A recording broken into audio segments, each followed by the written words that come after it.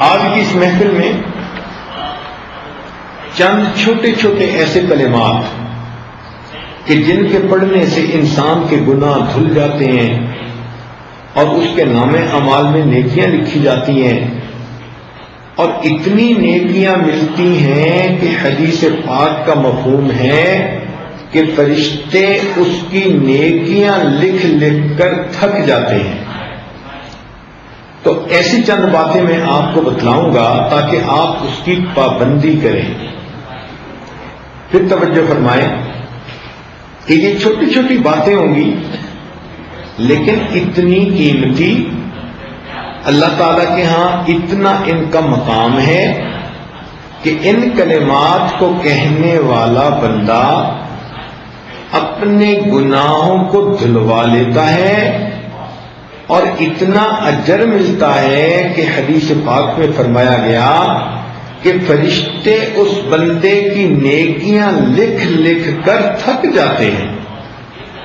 تو بچیوں کو چاہیے کہ وہ ایسے کلمات اپنی زبان سے بولتی رہا کریں کہ جن کی اتنی نیکیاں ہیں پہاڑوں برابر کہ ان کو لکھتے لکھتے بھی فرشتے تھک جاتے ہیں۔ اس کے دو فائدے ہوں گے۔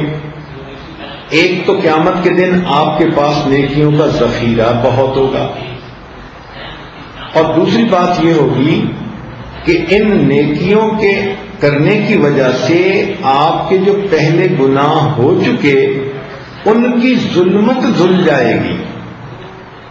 تو دو فائدے ہو جائیں گے، پہلے گناہوں کی ظلمت ختم، اور دوسرا نامے اعمال کے اندر نیکیوں کا ذخیرہ زیادہ۔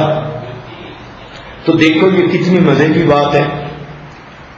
تو اس کی ہوتی ہے عادت بنانے کی بات۔ اگر آپ ان کلمات کو پڑھنا عادت بنا لیں تو روز مرہ آپ کو نیکیاں ملتی جائیں گی۔ ہر دن آپ کے نام اعمال میں نیکیاں لکھی جائیں گی۔ ان میں سے ایک پہلا عمل ہے استغفر اللہ پڑھنا۔ جب ہم استغفر اللہ پڑھتے ہیں تو اس کا مطلب یہ ہوتا ہے کہ اے اللہ، میں اپنے گناہوں پہ نادم اور شرمندہ ہوں، آپ میرے ان گناہوں کو معاف فرما دیجیے۔ چنانچہ اس استغفار کی ایک بہت بڑی فضیلت یہ ہے کہ استغفار کرنے والے بندے پر اللہ کا عذاب نہیں آتا۔ توجہ فرمائیں کہ استغفار کثرت سے کرنے والے بندے پر اللہ تعالیٰ کا عذاب نہیں آتا۔ کیا مطلب؟ کہ دنیا میں گناہوں کی وجہ سے انسان ذلیل ہوتا ہے، رسوا ہوتا ہے، دشمن اس پر غالب آ جاتے ہیں، اس کے رزق میں کمی کر دی جاتی ہے۔ تو یہ گناہوں کا جتنا وبال ہے اللہ تعالیٰ استغفار کی وجہ سے اس کو روک دیتے ہیں۔ ہر عورت چاہتی ہے کہ مجھے دنیا میں رسوائی نہ ہو، کہیں گناہوں کی وجہ سے میری شکل ہی نہ مسخ کر دی جائے، مجھ سے رزق ہی نہ چھین لیا جائے۔ تو اگر یہ تمنا دل میں ہے تو پھر اس کے لیے آپ کثرت کے ساتھ استغفار کریں۔ سنیے قرآن عظیم الشان، اللہ تعالیٰ فرماتے ہیں ما کان اللہ لیعذبہم وانت فیہم، اے میرے محبوب جب تک آپ ان لوگوں کے درمیان ہیں اللہ ان لوگوں کو عذاب نہیں دے گا۔ وما کان اللہ معذبہم وہم یستغفرون، اور اللہ اس وقت تک بھی ان کو عذاب نہیں دے گا جب تک کہ یہ استغفار کرتے رہیں گے۔ اس کا مطلب یہ کہ نبی علیہ الصلوۃ والسلام کی موجودگی میں جو برکتیں تھیں کہ اللہ کا عذاب ٹل گیا تھا، استغفار کے پڑھنے سے بھی وہی برکتیں ظاہر ہوتی ہیں، اللہ تعالیٰ اپنے عذاب کو ٹال دیتے ہیں۔ چنانچہ مکہ مکرمہ کے جو لوگ تھے وہ نبی علیہ الصلوۃ والسلام سے کہتے تھے کہ اگر ہم آپ کا انکار کرتے ہیں تو ہمارے اوپر عذاب کیوں نہیں آتا؟ اور ان کے اوپر عذاب کوئی نہ آیا. تو یہاں پر مفسرین نے تفصیل لکھی. وہ فرماتے ہیں کہ مکہ والوں پر عذاب اس لیے نہ آیا کہ اللہ تعالیٰ کے نبی علیہ السلام وہاں موجود تھے. سوال پیدا ہوتا ہے کہ جب نبی علیہ السلام نے ہجرت فرما دی تو اس وقت عذاب آ جاتا. تو اس کا جواب علماء نے دیا کہ وہاں پر کچھ صحابہ موجود تھے جنہوں نے ہجرت نہیں کی تھی, وہیں رہ گئے تھے مگر کلمہ پڑھا تھا انہوں نے, بوڑھے تھے یا کوئی اور عذر تھا, تو ان کی برکت سے عذاب نہ آیا. پھر اس پر سوال پیدا ہوتا ہے کہ چلو پھر جب ایک وقت ایسا آیا کہ سارے ہی مسلمان ہجرت کر کے چلے ہی گئے تھے اور پیچھے کافر ہی رہ گئے تھے, مشرکین ہی رہ گئے تھے, تو اس وقت عذاب آ جاتا.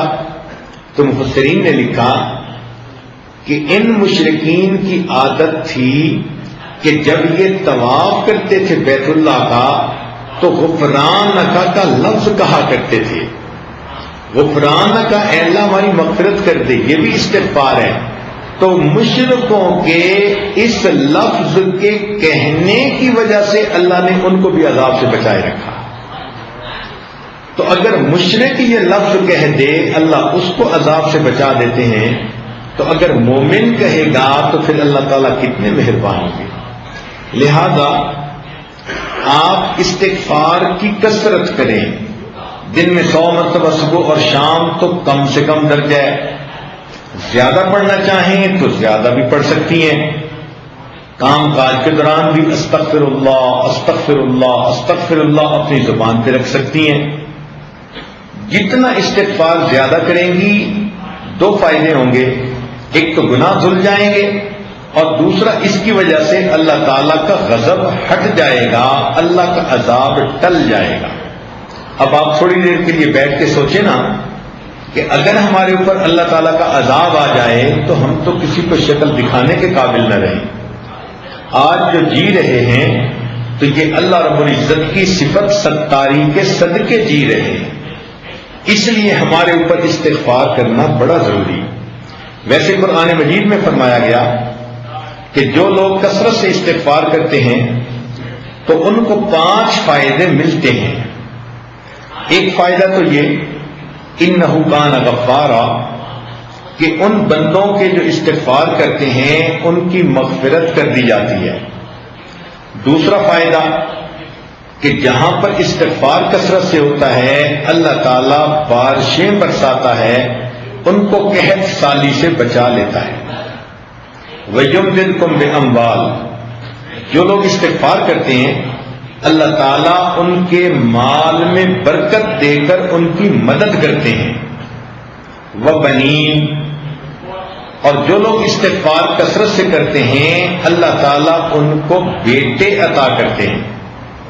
اب کون سی عورت ہے شادی شدہ جو کہے کہ مجھے بیٹے کے پیدا ہونے کی طلب نہیں, تمنا نہیں؟ ہر عورت وش کرتی ہے. اور یہ بیٹے والی نعمت کیسے ملتی ہے؟ قرآن پاک کی آیت کا مفہوم کہ استغفار زیادہ کریں گی تو اللہ رب العزت بیٹے کے ساتھ بندے کی مدد فرمائیں گے. جنات, اللہ تعالیٰ باغ عطا فرمائیں گے. وَيَجْعَلْ لَكُمْ أَنْهَارًا, اور اللہ تعالیٰ زمین سے پانی کے چشمے جاری فرمائیں گے. اس لیے ہمیں چاہیے کہ ہم کثرت سے استغفار کریں. استغفار ہر بندے کو کرنا چاہیے, چاہے نیک ہے چاہے بد ہے.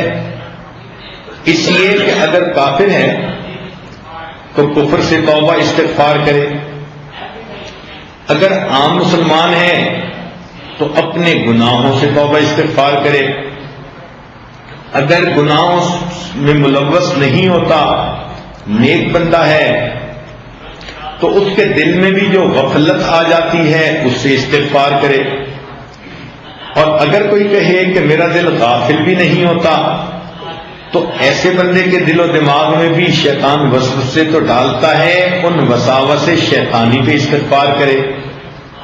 اور اگر کوئی کہے کہ مجھے تو شیطان وسوسے بھی نہیں ڈالتا، تو وہ بھی اپنے اخلاص کی کمی کے اوپر استغفار کرے کہ جتنے خلوص سے ہمیں زندگی گزارنی چاہیے تھی ہم نہیں گزار پا رہے۔ تو استغفار کے کرنے سے انسان اللہ تعالیٰ کے عذاب سے امن میں آ جاتا ہے، بچ جاتا ہے، گناہ دھل جاتے ہیں، اور اللہ تعالیٰ اس کی مدد فرماتے ہیں، رزق میں برکت سے، بیٹوں میں برکت عطا فرما کے، اور اس کے اللہ تعالیٰ دنیا کے ان مسائل کو حل فرما دیتے ہیں۔ آپ استغفار کی کثرت کریں گی تو آپ کو کسی عامل سے کوئی عمل پوچھنے کی ضرورت ہی نہیں رہے گی۔ کاروبار کی پریشانی استغفار سے ختم، کیونکہ اللہ تعالیٰ جو فرماتے ہیں کہ مال کے ذریعے سے مدد کروں گا۔ اگر اولاد کی پریشانی ہے تو وہ استغفار سے ختم، کیونکہ اللہ تعالیٰ فرماتے ہیں کہ میں بیٹے دے کر ان کی مدد کروں گا۔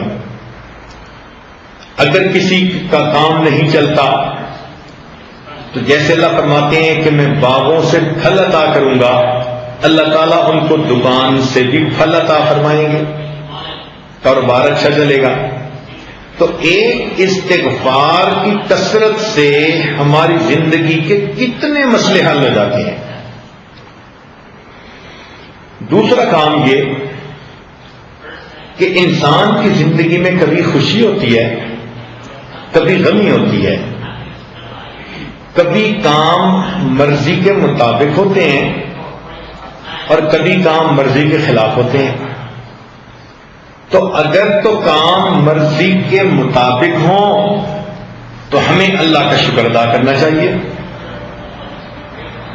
اور اللہ تعالیٰ کا شکر ادا کرنے کا آسان طریقہ یہ ہے کہ زبان سے الحمدللہ کہیں۔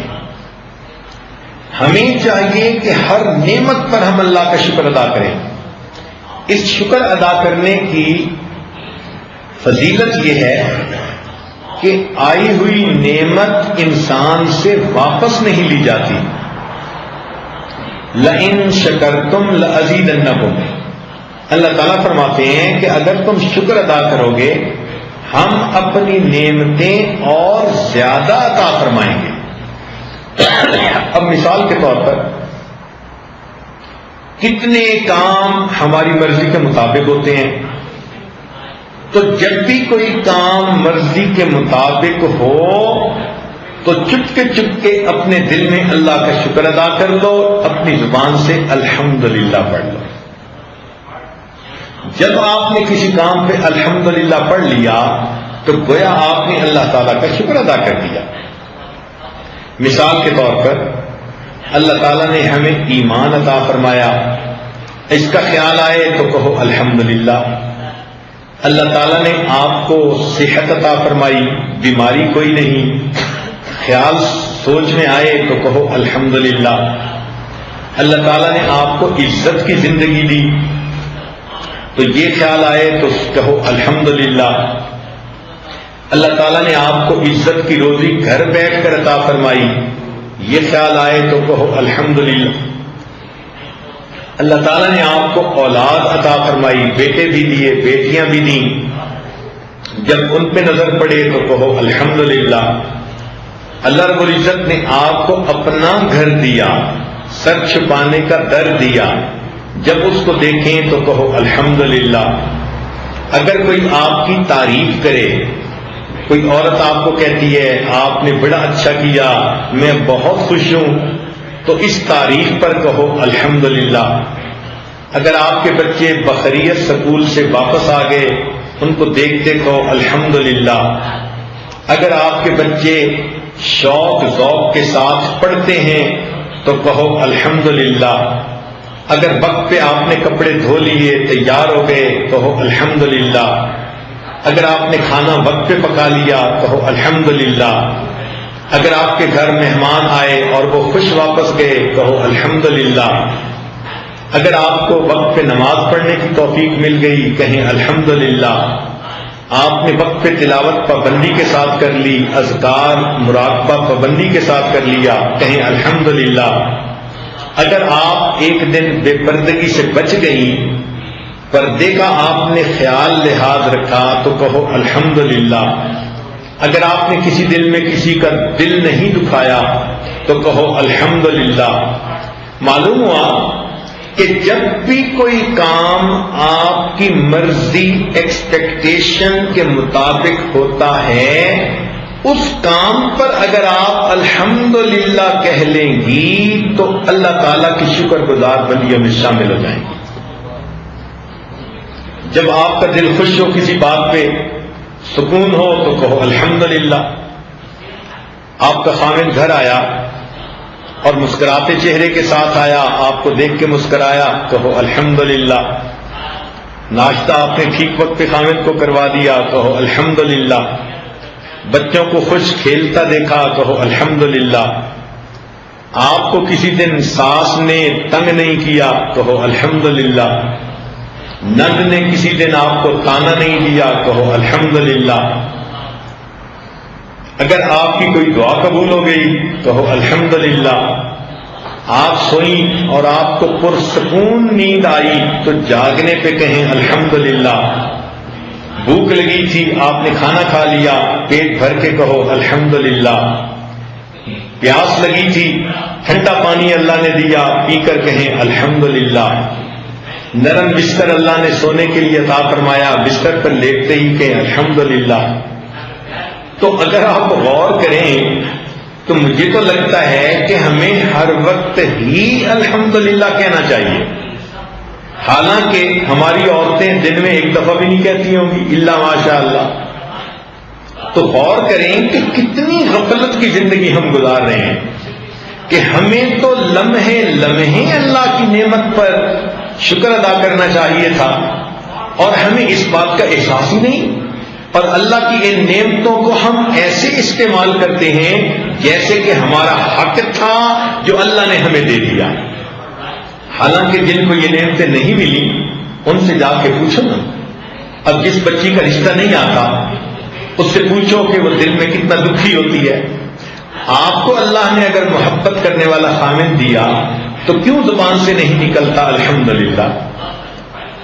الحمدللہ کا لفظ تو آپ ایک دن میں سینکڑوں دفعہ کہنے کی عادت ڈال لیں. بات میں الحمدللہ یہ ہوا، الحمدللہ یہ ہوا، بات کرتے ہوئے یہ کہیں. تو شکر ادا کرنے سے انسان کو ایک تو نعمتوں میں اضافہ نصیب ہو جاتا ہے اور ایک دوسرا فائدہ یہ کہ شکر ادا کرنے سے اللہ کا عذاب ٹل جاتا ہے. جیسے استغفار سے عذاب ٹل جاتا ہے نا، شکر ادا کرنے سے بھی عذاب ٹل جاتا ہے. سنیے قرآن عظیم الشان. اللہ تعالیٰ ارشاد فرماتے ہیں ما یفعل اللہ بعذابکم ان شکرتم وآمنتم. اے میرے ایمان والے بندو، اگر تم ایمان لاؤ اور میرا شکر ادا کرو تو تمہیں عذاب دے کر اللہ کے ہاتھ کیا آئے گا؟ اللہ تعالیٰ تمہیں کیوں عذاب دے گا اگر تم ایمان لا کر اس کا شکر ادا کرو؟ تو معلوم ہوا کہ استغفار سے بھی عذاب ٹل جاتا ہے اور شکر ادا کرنے سے بھی اللہ کا عذاب ٹل جاتا ہے. تو دیکھو یہ کتنے چھوٹی چھوٹی باتیں ہیں اور کتنا ان کا فائدہ ہے. اللہ اکبر کبیرہ. آپ یوں سمجھیے کہ میں آپ کو آج کچھ ہیرے اور موتی تحفے میں دے رہا ہوں. یہ الحمدللہ کا لفظ اتنا اچھا لفظ ہے کہ جنتی جنت میں صرف اتنا کہیں گے وقال الحمدللہ رب العالمین. جنتی بھی جنت میں ہر وقت اللہ کی جو ہے تعریف کریں گے، الحمد کہا کریں گے. آپ وہ جنتیوں والا کام دنیا میں کر لیں. تو اللہ تعالیٰ کی نعمتوں کا شکر ادا کرنا اور الحمد کا لفظ کثرت سے استعمال کرنا اپنی گفتگو میں، اور ہر وقت جس نعمت کو بھی دیکھو، ہر وقت بس جو بھی چیز آپ کی مرضی کے مطابق ہو رہی ہے بس اس پر الحمدللہ کہہ دو. موٹا سا اصول یہ ہے.